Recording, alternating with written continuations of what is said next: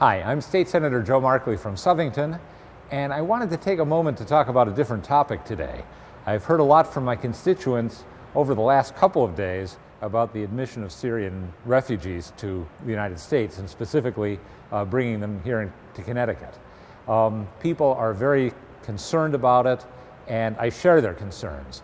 To my mind, it doesn't make sense under the current circumstance to invite in a group of people that we can't properly screen. Even the director of the FBI admitted that it's virtually an impossible process to vet people adequately who are coming over. And given the uncertainty and instability in the world right now, it really seems like the wrong time to move forward with something like this. People have come to me and said, what can they do about it? What can I do about it? Representative Rob Sampson and I drafted a letter to the governor today, which we are inviting other legislators to sign on to, asking him specifically to reconsider his support for the resettlement of refugees here in Connecticut.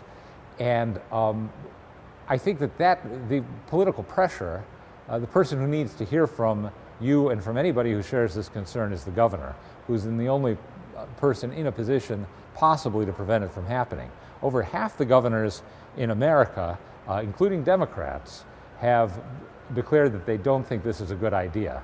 I think there's a good chance that there'll be critical mass and a decision will be made not to go forward with it. But if you want to affect that, I think the first thing to do is to call Governor Molloy's office and make your feelings about this clear.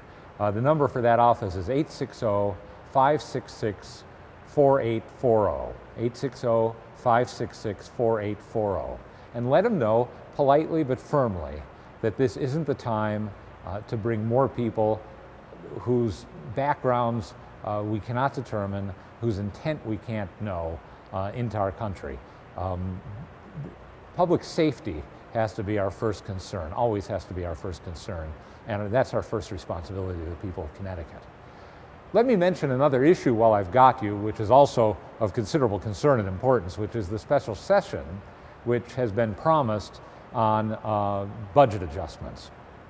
There's been a couple of weeks of negotiation now between the governor's office and the Democratic and Republican legislative leaders.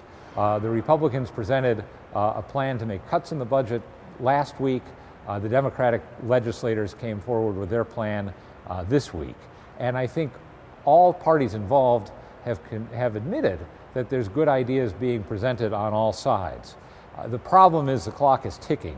And you know as well as I do, as a practical matter, if we don't have a deal soon, we'll go into Thanksgiving week, then we start to get into Christmas, and it's very hard to get people's attention. If it isn't done soon, I don't think it's going to be done until we're back in session again in February. That's the situation as it stands. I receive updates from my own leadership in a general sense about the proposals that are before them and the tenor of discussion, and I think their feeling is there's a possibility. There's no certainty that an agreement can be reached, but there's a possibility. And my attitude towards it is I have to wait to see what's developed in this negotiation, and at that point I have to make a decision whether I believe it's in the best interest of the state of Connecticut and the people I represent. I'll keep you posted on that question, and I appreciate your attention. I think that we have a lot of challenges that it's important for us to stand together on, and I look forward to doing my best to do that. Thank you.